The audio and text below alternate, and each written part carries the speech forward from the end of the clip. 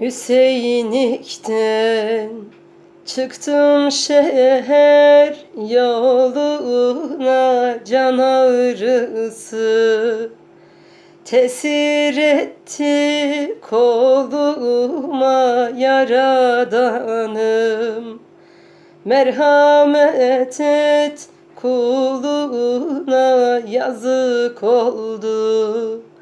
Yazık şu genç ömrüme, bilmem şu feleğin bana cevrine.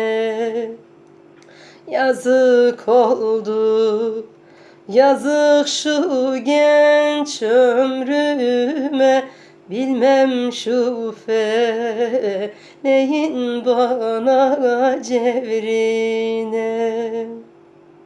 Telgrafın direkleri sayılmaz, Atik Hanım baygın düştü, ayılmaz böyle canlar.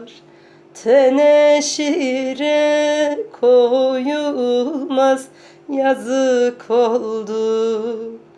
Yazık şu genç ömrüme, bilmem şu feleğin bana cevrine.